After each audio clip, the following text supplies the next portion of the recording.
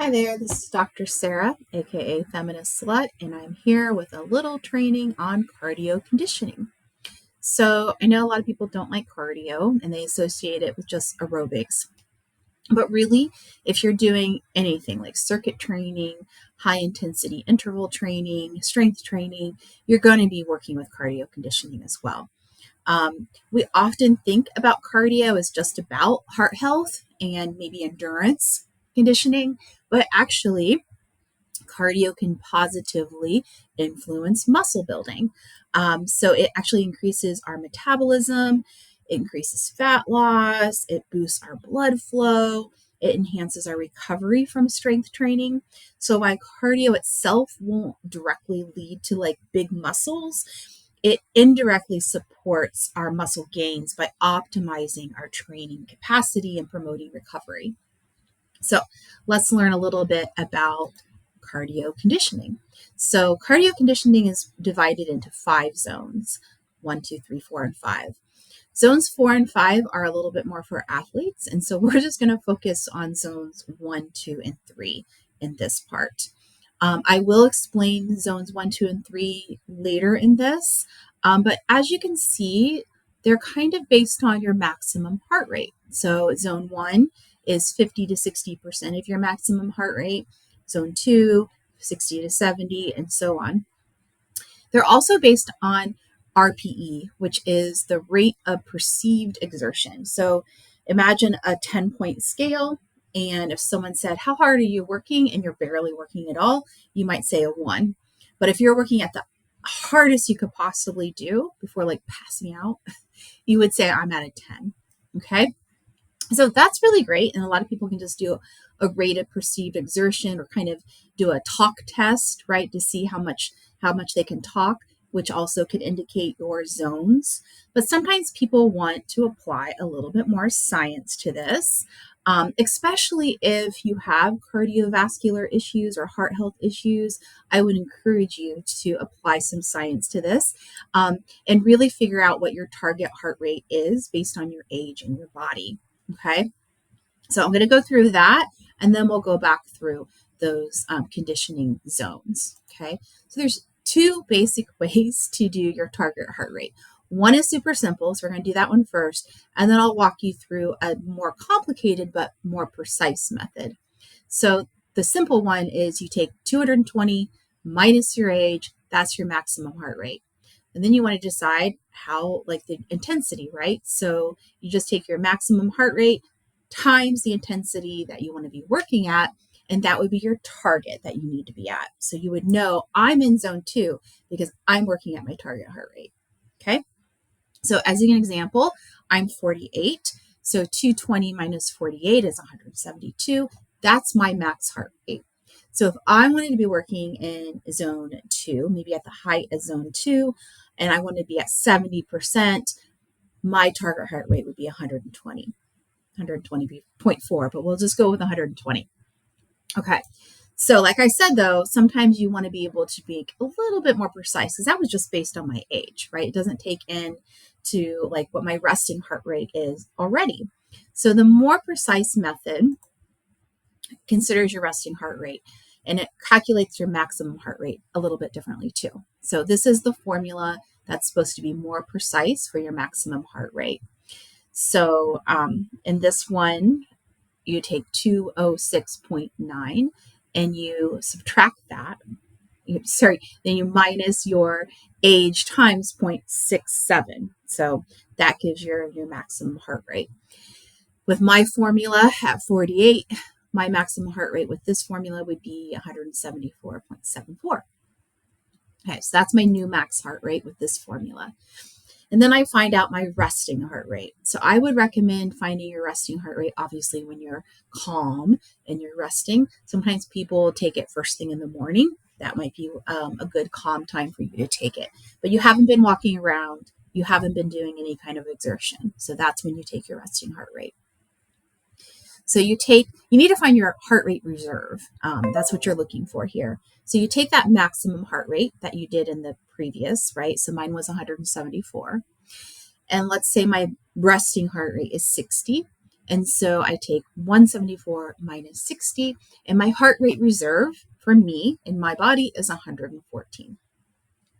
Then I figure out the intensity that I want to be working at. Okay.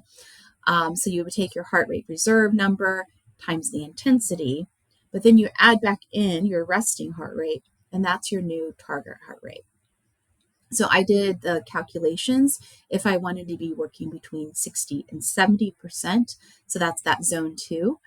My target heart rate there would be 128 to about 140. Okay. So let's think about those zones again. Those zones, if you remember, are based on kind of what they're calling ventilation thresholds. Okay. So how you're moving, how you get more winded over time, right? And there's two important ones. There's ventilation threshold 1, VT1, and VT2. Okay. And so VT1 is where you're starting to have increased ventilation without extra oxygen intake. So this is the beginning then of anaerobic metabolism. And aerobic metabolism, which was at zone 1, right, where you're working about 50 to 60%, and you're only thinking this is maybe a 2 or 3 exertion. In aerobic metabolism, you're using oxygen to produce your energy. Okay. But as you move into that anaerobic metabolism, your body begins to rely more and more on stored energy. Okay. And that's where you start to really get those metabolic changes. So a lot of times we want to work at least to ventilation threshold 1. Okay. Ventilation threshold 2 is a little bit further down, and that's where you're definitely working at anaerobic metabolism. So let's look at that in context again. Okay. So now you can see these 3 zones and these ventilation thresholds, VT1 and VT2, separating them. So hopefully that makes sense. So let's go into a little bit more about what zone 1 training would look like. Okay. So as I mentioned before, this is where you're working at 50 to 60% of your maximum heart rate. Okay. That's the intensity that you're working at. Often people would rate this as maybe a 2 or 3 on the perceived exertion. Zone 1 is great for warm-ups and cool downs and active recovery. You would be able to stay in zone 1 for long periods of time, maybe even over 60 minutes, right? So you want to be able to do that for a sustained period of time. Once you can maintain that zone 1 target heart rate for at least 30 minutes, you are safe to move on to zone 2. So that's one way to kind of check, am I pushing myself too much with my heart health? If you can do zone 1 for 30 minutes, knock it up to zone 2. Okay. So this is what zone 1 training might look like in a 30-minute training program, where you're kind of moving between the rate of perceived exertion between 2 and 3. Okay. Zone 2, like I said, is where you're going to probably get into that starting to not be able to get a lot of talking out, right? You could probably still get out a sentence or 2 in zone 2. Your rate of perceived exertion is going up a bit, probably to like a 4 or a 5. You're working at 60 to 70% of your maximum heart rate. Okay, so you can get a sentence or 2 out, right? But you can't have a whole conversation. And this is where we really introduce interval training. Okay, so we see here on our plan where we're warming up, we're in that green, that zone 1, and then we do an intense burst and we're into that zone 2, and then we recover a little bit and we push ourselves back into a zone 2. So it's that interval that we start to see in zone 2 training. Okay. Strength training and aerobic activity really complement each other here, as that increased demand for that respiratory system during strength training can improve its efficiency, right? And potentially delay that onset of 2. So we want to kind of get as much as we can of that before we get into that ventilation threshold 2. So as your cardio conditioning improves, you'll be able to stay in zone 2 with your target heart rate. You'll be able to keep your target heart rate there because your cardio conditioning is better for 30 minutes in zone 2. That's what you're really looking for, maybe even 60 minutes in zone 2. So that means you have really good cardio conditioning going on. And as you're there, right, you may not even need to go down all the way into zone 1 to recover, and your intervals kind of stay in that zone 2. Okay. Zone 3 training is where you have moved to only probably being able to get a word or two out. You can't even talk a whole sentence any longer. You're at like a 6 or 7 in rate of perceived exertion. You're working much harder. Okay, so as that conditioning improves, right, you can stay in that target heart rate for zone 2. You can shift more to zone 3 training where you're kind of going up into that. You wouldn't probably stay there for a whole 60 minutes, but you're going to go up to that, push that heart a little bit more, and then recover into zone 2. Okay, so here in that zone 3, remember, anaerobic metabolism has completely taken over in this zone. So there is also increased lactate production. That's that stuff that makes you sore.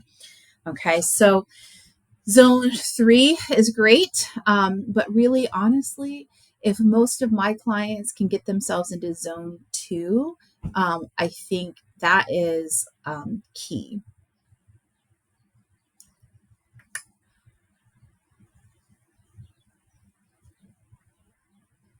If you learned a little bit more about cardio conditioning, if you have any questions, feel free to contact me at Dr. Sarah at feminist-fitness.com.